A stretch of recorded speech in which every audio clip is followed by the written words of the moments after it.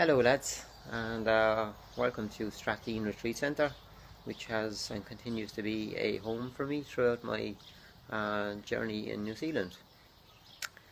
This is the next day after finishing a 4-day movement and meditation retreat. And while on that retreat, I was reflecting on something I'm about to share, which I'm inclined to start off by saying maybe it's potential sabotage, but maybe sabotage is too strong of a word. Maybe it is something along the lines of suppressed emotions or suppressed wounds, suppressed reactions. So I'll briefly take you back to maybe a time when I was in India, and through some of my experiences in India, I guess a lot of tears came, and I was holding on to those tears for a long, long time. And this kind of opened me up to, I suppose, touching a place that maybe I had shut myself off from.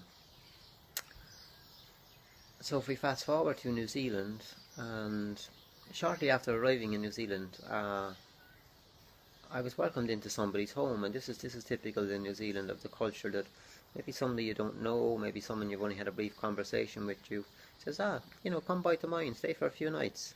So I'm staying in a person's home.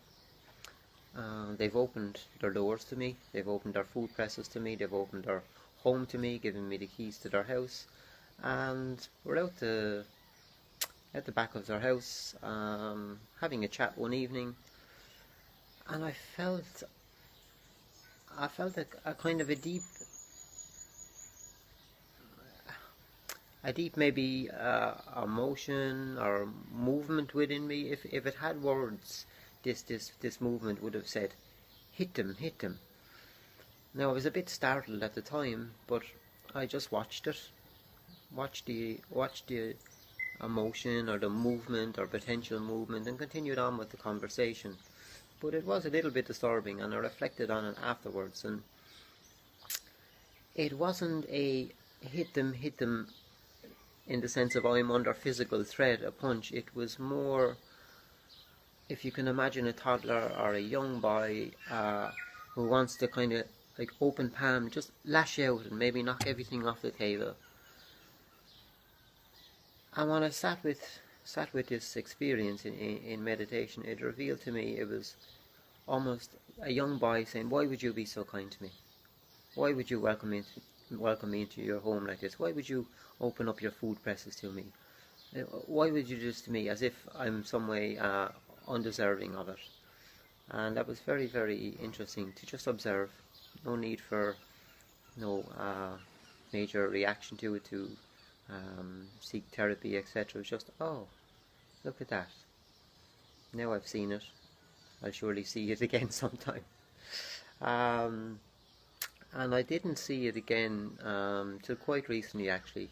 And I'll take this opportunity to say I've got quite healthy, thriving relationships. I haven't sabotaged any of them, but I noticed something arising again recently. So again, I'm present with a close friend, and there's a prior to the feeling again of wanting to almost kind of strike out and go, why would you love me? There would have been an awareness of what a wonderful moment this was, what a wonderful simple moment of friendship, where companionship is present, where love is present, enjoyment, and I'm happy. And there came this again an awareness of, if what I was being aware of had words, it would say, why would you love me, why would you be so kind to me, as if in some way I'm undeserving of it.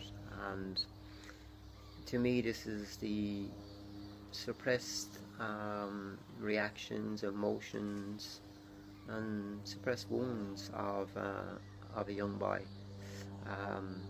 who deserves to be loved and is loved. So yeah, maybe I'll leave it there and say that was my little piece about it. I suppose when you, in my own experience, have yourself closed off and keep people away, and then you touch a place in you, maybe you touch your wounds, you touch the emotion, and you begin to open up, and your relationships thrive, and your relationship with yourself thrives, and the people around you. But there is still a little boy in there who is looking to be heard, and is being heard and is being acknowledged. So yeah, namaste, up to Desha.